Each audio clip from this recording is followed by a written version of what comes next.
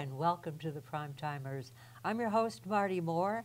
Today we are taking a serious lesson, a very serious lesson, about smoke alarms.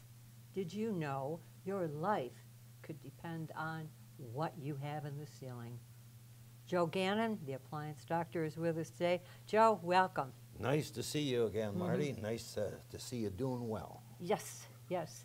Well, I tell you, when I heard about these smoke alarms, I said, we seniors need a lesson, but not just the seniors, and their kids and their grandchildren, because this involves some serious stuff. And I'm so glad that you brought my attention to it, and we're going to do a little bit of talking about it. We'll start out with just, how does it work? What is it? Well, first of all, thanks for having me on the show. Yeah. The whole country needs this lesson today, and maybe this will get people going on the right direction. Because how do these smoke detectors, smoke alarms work? Well, let me first of all say, 90% of the country has in their home an ionizing smoke alarm. What's wrong with that, Joe? Well, the ionizing smoke alarm detects the light smoke, like from bacon, toast, small light smoke. Does not detect the heavy smoke that comes from the type of fire that kills you. It's the smoke that kills you in most cases, not the fire. It's the inhalation of the smoke that will kill you. And the ionizing smoke detector takes a long period of time to detect that heavy smoke. It'll do so with the toast and the bacon and so forth immediately. It becomes a nuisance in many homes because it goes off instantly. Yeah. But it can take as long as 41 minutes. These are proven numbers now. 41 minutes to detect the heavy smoke from a couch, a furniture, a cabinet, something that produces heavy smoke. The ionizing smoke detector, 90% of homes have it in their homes, and they don't do the job. So since 1974, the smoke detector, which has a UL label on it, it says UL listing, not tested, UL listing. How they got that, UL's answer a year ago was, we don't know what happened in 1974. But that ionizing smoke detector does not do the job in the amount of time necessary to warn a homeowner in a house, there's a fire in the house. Take some action and get out. 41 minutes, you're dead. Exactly. And that's what's happened to many people across this country. There are lawsuits going on now, and people are suing because, well, the smoke detector didn't go off. But it's hard to confirm that when the smoke detector is all fried up and bent over. Yeah, how are you going to prove this how are you going to stuff? prove that? So there's Who these, wants to? Yeah. Well, those people who've lost somebody. I interviewed a right. gentleman on the radio show from Cleveland, Ohio. Mr. Dean's his name. He had a daughter going to college. The daughter and 4 of her girlfriends went to an off-site home to have a party of some sort. They decided to spend the night rather than drive home. They all died. 5 of the young ladies. And he has a friend whose daughter also died, same circumstances. One of those homes had 18 detectors, ionizing detectors, in the house. So there's a difference between a photoelectric, which is, remember that word, because that's the one everyone should have in their home. That's the key word, a photoelectric. And not a combination. well, there is now, because the manufacturers were being condemned for bringing out this ionizing thing in 1974. Nobody ever said a word about it, okay? So they're condemned for bringing that out, so they come out with the photoelectric and a combination photoelectric and ionizing smoke detector. It's funny how they seem to want to sell more smoke detectors with this double name, well, photoelectric. I think maybe they're trying to get rid of the old ones too. Well, maybe. I mean, some of that is going on. it's got to be a cost factor, but Yeah. what is a cost factor with human lives? They're messing around. And the cost factor is what causes everybody to buy an ionizing smoke detector, because I they're see. cheaper than a photoelectric. Yeah. Okay? Oh, But makes I've got sense. samples of it Mhm. right here, and here's an ionizing smoke detector. I know it is because I took it out of my house Oh. a few months back, and I Mhm. replaced it with photoelectric. But if you take this smoke detector off in your home and you just turn it a little bit, it'll come off. The base will stay there. Yes. Now, it may have nothing written on it, like this has nothing written on it, but it has a label that says ionizing. If it doesn't have the words ionizing, you'll see three little tripods on it that are encased in the metal, and they all come together like a triangle. That indicates that the smoke detector in your home is ionized. The other one says ionizing on it. So if you want to check and see if you have one in your home, Yeah. simply take it off. Take a look at it. If it's ionizing, It's time to change it, isn't it it? is time to change it. And Before it'd be that, well worth the cost yes. involved. Yeah.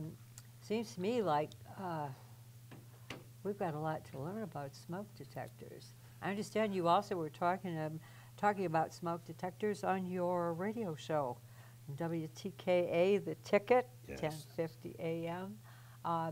Joe is on Sundays, right? 8 to 10 in the morning. 8 to Yeah. 10 on Sunday morning. I'm sorry I missed you, but I won't do that again. There's always next Sunday. That's right. That's right. We're going to take a short break, and we'll be back with more of the Prime Timers and the appliance doctor, Joe Gannon.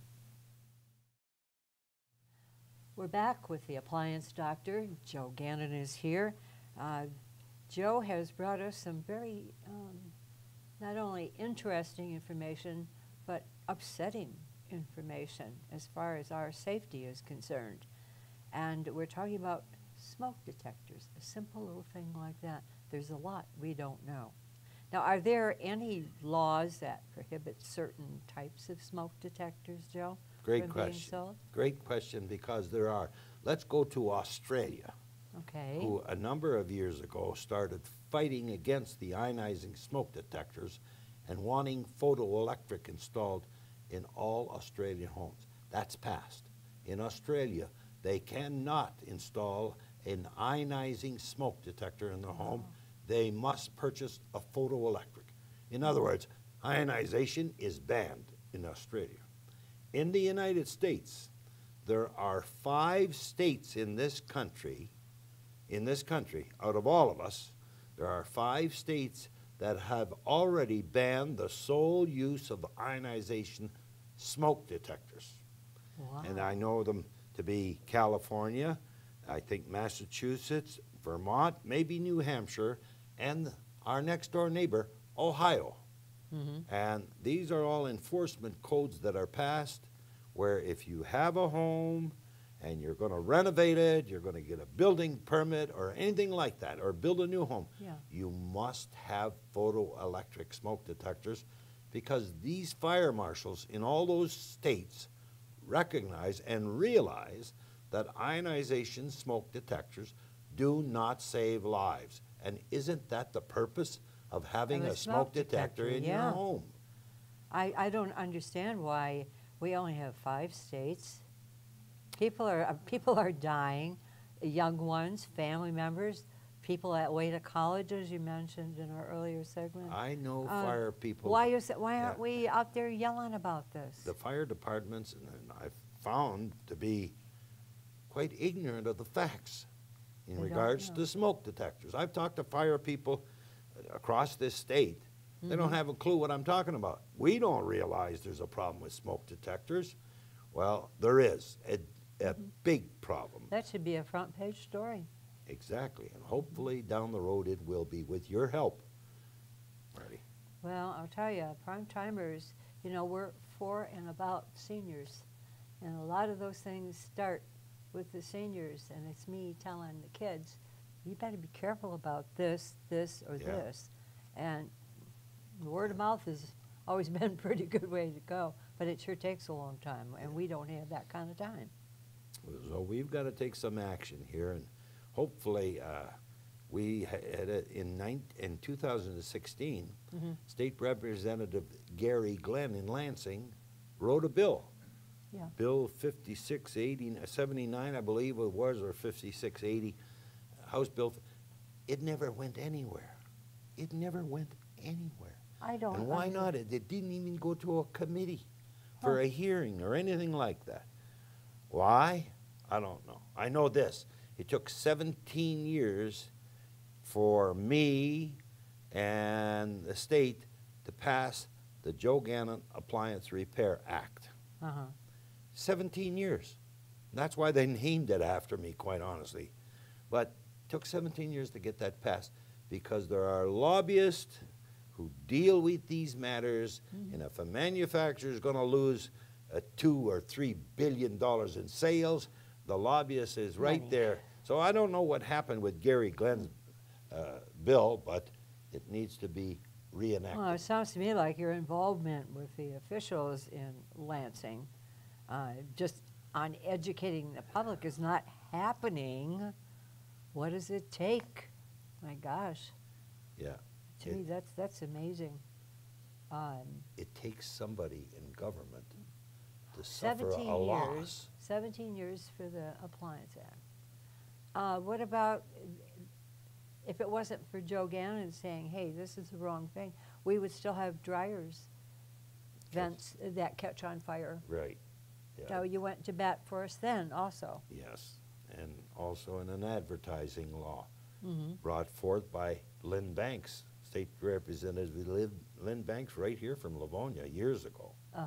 So yeah, I've been involved in 3 laws, but I want to be involved in this one to get this thing going. Yeah. Well, we're going to talk a little bit more about that. It's time to take a little break. But first of all, I feel like when you're sitting here and you're telling me this is a shock to me, and I'm sure it will be to a lot of people. What can we do? How can we help you? You know? Yeah. That's our natural thing to say. People need to pay attention to what's going on, because I'm not making this stuff up. I'm here because I know what I'm talking about. Yeah. Okay. Well, when you mentioned it to me, I was just like, wait a minute. How can we? We'll be glad to help you. But are people watching this show right now should immediately go to their smoke detectors, take it off the wall, and see if it's photoelectric or ionizing. And you can be given that lesson right there at the hardware store when you see them. Yeah. And remember that the reason 90% of the country has ionizing smoke detectors is that when they go to that store and they look at the prices and they see the price difference, naturally they're going to buy the cheapest thing they can buy, but they think it's going to save their lives if there's a fire. And thousands of people have died from house fires because they have the wrong kind of smoke detector in you got the their answer home. right here. Yep. Right here. Yeah. Some, Photoelectric. and you have some that even come with batteries. There's no excuse. Oh, now the battery life, you know, you had to change it every year. Yes. Well, they made such an improvement that the battery life is now 10 years. That's got to be a good deal. That's got to be worth at least an extra $10. Right. I think my life is worth an extra $10. You bet, Marty. Yeah. You bet. Joe and I will be right back with more on smoke detectors here on the Primetimers with the Appliance Doctor. We'll be right back. We're back and we're busy. We've got a lot of things to talk about in a short time to do it. I'm Marty Moore. Joe Gannon is here from WTKA 1050 AM. The Ticket. Sunday mornings, you can spend them with Joe. My time is the rest. So, Well, again, thanks, Marty, for having me I'm on glad this you're here, show. Joe. I want to know about these smoke detectors. Also, you have some other information about what was it we were talking about? Carbon monoxide. Carbon monoxide. To make sure we have enough time for that. We need to know how often you should change your batteries. How long will my smoke detector last? And when should you replace it? And the do's and the don'ts. Well, first Go of ahead, all, my man. First of all, you should change the battery in the current type of smoke detector Yeah. every year. Every year. But the new type that's out there in the stores right now have a 10-year battery life. This is like Yeah. this here. Yeah, 10-year battery life. Now, that's much better than what was in the past, but that's technology of today. Right.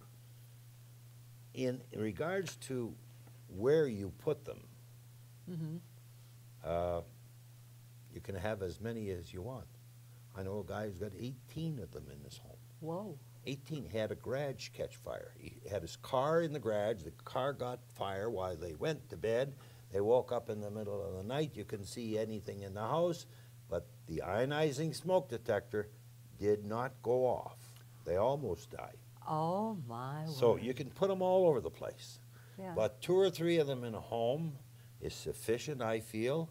A bedroom where you sleep, okay? A hallway, and usually a hallway that, you know, smoke travels up. Right. So if you have a hallway coming up from downstairs where the furnace may be, put one in the hallway at the top of the stairs in the living room or Good wherever idea. it comes up. You should have one also in your laundry room. There are 18,000 dryer fires a year in this country, and that number doesn't diminish. But if you had a smoke detector in the laundry room, it would forewarn you that you better get out of the house or put the fire out. Yeah.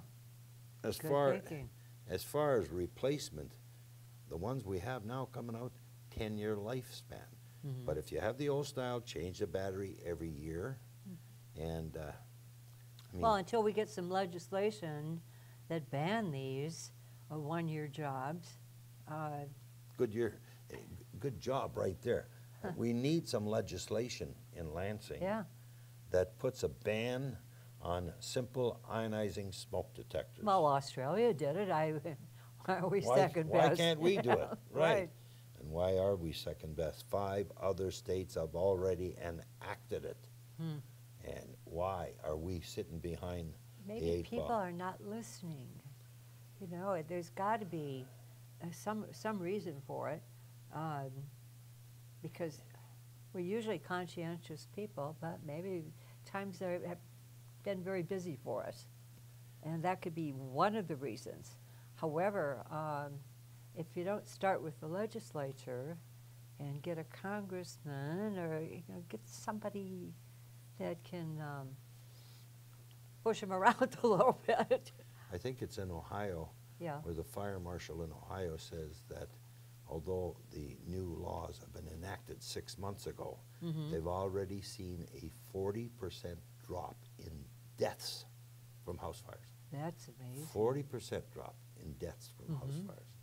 So yes, Marty, we've got to do something. Yeah. And the people up there, out there listening, shouldn't be shy about calling their fire marshal and finding out what's going on right here in the city of Livonia. Well, if we call and ask questions about it, and they'll have to have an answer for us, means you might have to do some checking. We have to make it available. The information has to be available.